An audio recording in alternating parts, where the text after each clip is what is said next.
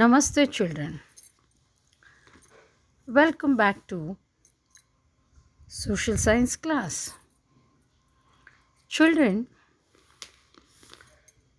here in this North America, we learned about the minerals in the last class. So, minerals are the raw materials for the industries. You all know. Among the countries of North America, USA, and Canada are highly industrialized, and availability of raw materials like iron ore, coal, copper, bauxite, they helps in heavy industries. Availability of power, transport, and modern technology has helped industrialization to a great extent. The lake region of Air, Superior, and Michigan have seen a lot of development in iron and steel industry.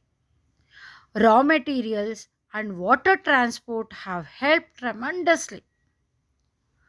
The favorable industrial policy of USA has helped in the growth of industries. So I told you already, raw materials and water transport have helped tremendously. And the city of Pittsburgh, I'll tell you, I'll show you here. This is the city of Pittsburgh. It is called as the Steel City, children, due to rich coal deposits found in the Appalachian region, hydroelectric power, and easy transport facilities for bulky materials. And iron and steel is the basic industry, so it helps the growth of other industries like automobile, shipbuilding, locomotives, heavy engineering, aircraft, etc. And also, children, you all know about wood pulp and paper factories you have seen, isn't it? I showed in the previous classes. There are many industries. I'll just show you the photos. The wood pulp, paper, and newsprint are also produced in USA and Canada. Softwood is used in making paper, pulp, cardboard, and newsprint. Okay. Pulp is used to produce synthetic fiber, and Canada is one of the top exporters of paper, pulp, and newsprints. Children, in North America, lumbering is a highly organized job. The people engaged in lumbering in Canada are known as lumberjacks. Lumbering is a highly organized job in North America. People engaged in lumbering in Canada are known as lumberjacks. And chemical industry, it produces a variety of articles like synthetic rubber, plastics, fertilizers, and medicine. Plastic has now replaced wood to a great extent. Plastic is prepared in all parts of USA, children. And Chicago, it is famous for plastic industry. You can see Chicago's industrial city. And also meat packing. Meat packing is an important industry spread over in a number of centers like Chicago, Kansas City, and St. Louis.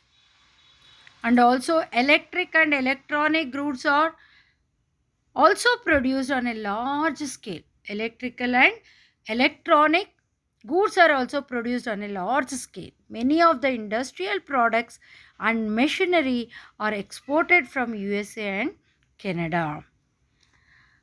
Mexico and other countries in Central America, only they lag behind in industrial development, and most of these countries are small and do not have adequate power resources and raw materials needed for industrial development. That is why here in Mexico, in some other countries in Central America, they are not they are lagging behind in the industrial development. Okay, children. And let me tell you about the population. Children, population of North America. Let me tell you. Here you can see in this map, children. Here you can see here. This dark pink, it is high population density, and this orange color is medium density, and the light pink is low density. Here you can see a large part of it is very low density. This totally, this pink, light pink, what you can see here, isn't it, children? All these places you can see very less population. And when you come for this orange color, it is medium density is here. And when you see this dark pink, you can see this dark pink, children. Here, all these places, it is very high population is there. Okay, so